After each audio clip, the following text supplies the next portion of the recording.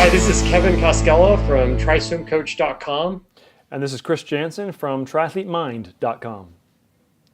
and we're here to answer your questions on open water swimming. All right, so here's a question from Linda Brooks, and she says, fear of the unknown is always my hang-up. I can see what's in the water at the pool, and I can either put my feet down if I need to or rest on the side, rope, etc. Open water means 95% of that comfort level is just gone. The one and only comfort I have in open water is that there's usually so much activity and splashing and water stirring up that whatever critters are in the water are scared off. At least that's what I tell myself. Yeah, that is absolutely a common challenge for most people. It's the fear of the unknown. And in fact, it is what really is going on there is that they're creating that fear Yeah. because it is unknown. But some people look at that open water and they'll imagine all the critters and creatures underneath. And some don't even think about it at all.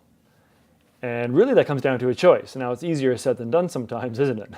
hmm Yeah. So, well, one good thing that one advantage that Linda has and what most people have is that they're not going to be first. So there are people ahead of you that if there's something that's going to eat you, there's a few people ahead of you that might eat first. So there's some comfort in that.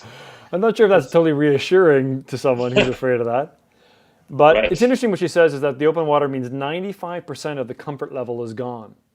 And I Right. think one of the ways that she needs to address that is to, one, it's all the mind games in her case, where she is conjuring up all these different kind of worst case scenarios. And the reality is that those worst case scenarios don't really happen. And Yeah.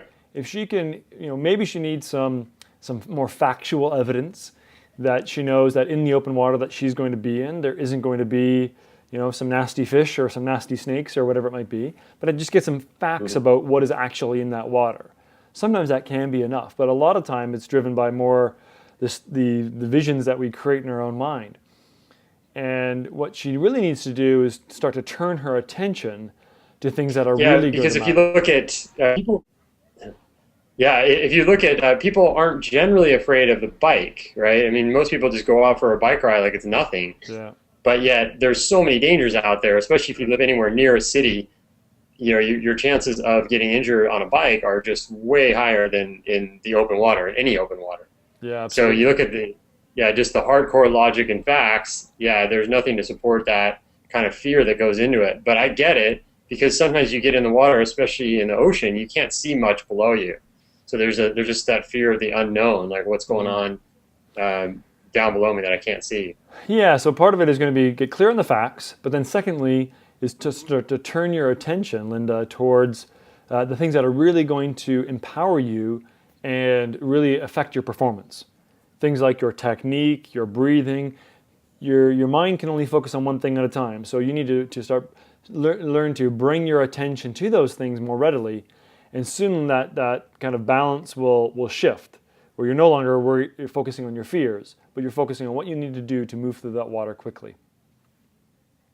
Yeah, exactly. And I say just get into your rhythm as fast as you can. So whatever your stroke rhythm is, just try to get to that point where you're not flailing and struggling and thinking about 5,000 things that are out of your control. Just focus on what you can control in your stroke, and you can practice that in the pool and then just use it in the open water. So whether that's counting strokes or just being centered, as you start the race, that can really help in terms of that fear level.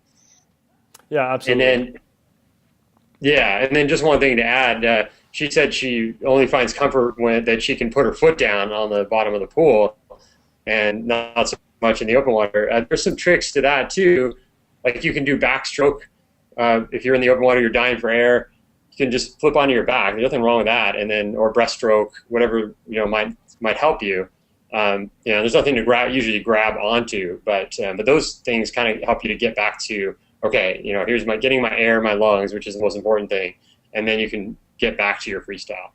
Yeah, absolutely. So doing some drills again on the pool, on practicing that turn into the backstroke or adjusting into a breaststroke and then getting back into the freestyle is probably the best way forward. So good luck, Linda. Yeah. Let us know how it goes.